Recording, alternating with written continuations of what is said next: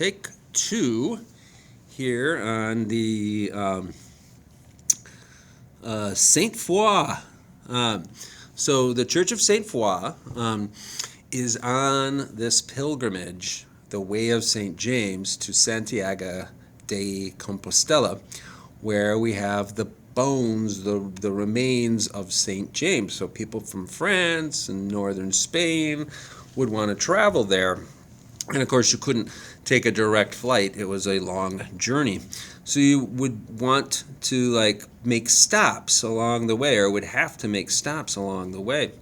And Sainte Foy was a church that was built in Conques, France, that was led by Abbot Olderic. But of course, we know that these churches took hundreds of years to build, so no one person was completely in charge. But this church was built to attract people to Conques because we want people to come to our town instead of another town and stay in our town and buy lunch in our town and offer money to the relics at our church. So Sainte Foy was built in Conques to try to attract people. So it is a tourist site for people. So it's an abbey, and of course, the best song, Abbey Road, which must have an abbey on it, is the sun. But an abbey is part of a monastery, and the monastery would include a scriptorium, a school, and a church, a place of worship. And the story goes that before they built Sainte Foy, a monk from Conques was assigned to go to the monastery in Agen, and he spent 10 years there undercover, right, until he had a chance to steal the skull of Sainte Foy, who was a woman, I believe, and she refused to worship pagan gods. And so at the time of her death, she was known as like a healer. So people believed that if they visited the remains of Sainte Foy, that they would be healed. Like the blind would see, those that could not walk would be able to walk again, that sort of thing. So it was important for the people of Conques, the monks, to bring this relic to Conques and then in fact build Sainte Foy, so that the pilgrims would stop there, and it worked. Like after they got the relics, people would go to Conques and not Agen so that they could see or walk again. And here it is. So it doesn't look like tremendous from the outside, but it's way bigger than anything in the city. It has a barrel vaulted roof. It has the cruciform design. We see the transept here. It has an ambulatory, so pilgrims would find the chapel in the back behind the apse that they wanted to go to, like Sainte Foy. Look at the interior. It's really beautiful, right? Like I want to go, right? But you would typically come in this front door, the west portal.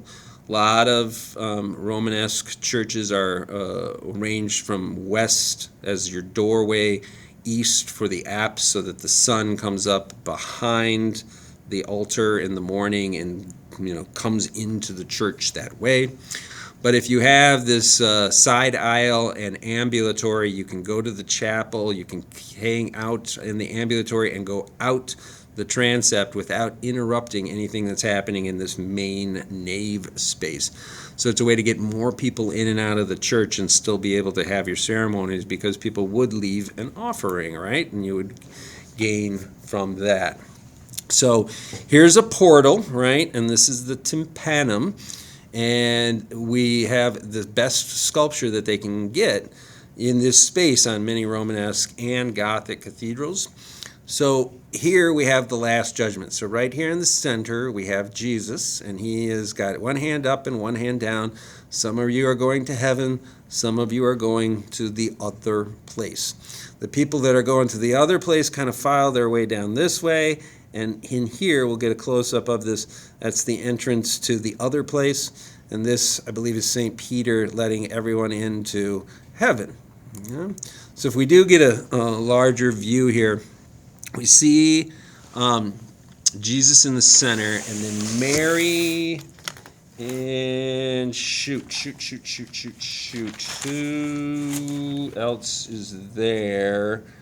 It's Mary, Peter, and the monastery founder over here, right? People heading down. This is the hand of God here popping out.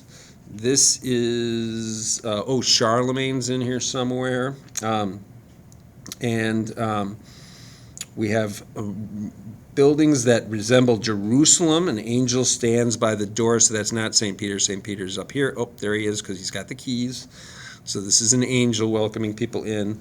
And on the right, here's the devil with his pointy hair.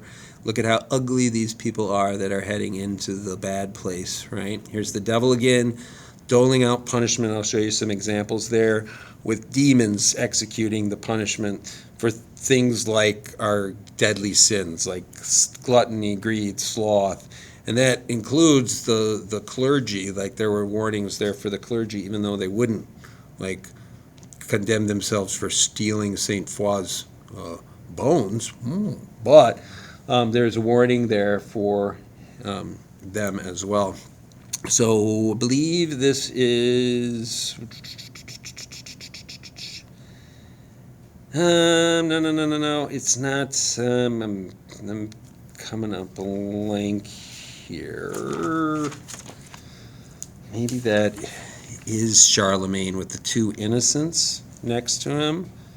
Oh no, this is Abraham, right? Who factors with not just Christians, but Jews and Islam as well. And apparently this is Charlemagne here with the hand of God above him. Here's the devil. There's the entrance. They're feeding people into hell. Here's hell.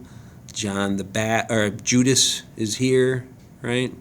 Here's somebody being hung upside down. Do I have another? Yep, another view of this one. He was a glutton. He drank too much, and so he is throwing up. There's his eye, and here's the throw up coming out of him as he's being hung by his feet. So it's not nice here. This person is being flayed, and this demon is eating his skin.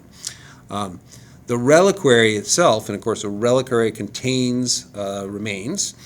It is a Christ figure sitting on top of a throne. You'll see it with flowers in some pictures.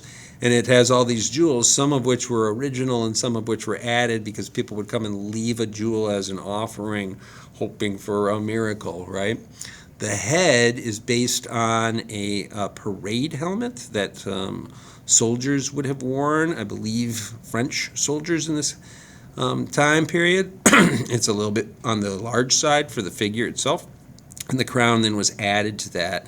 On the back, there is a image of Christ carved into a stone, and of course, there's a connection there between like this saint making a sacrifice. She's martyred basically for not accepting the religion of the day in the place there she was, but remaining faithful to God and to Christ and that sort of thing.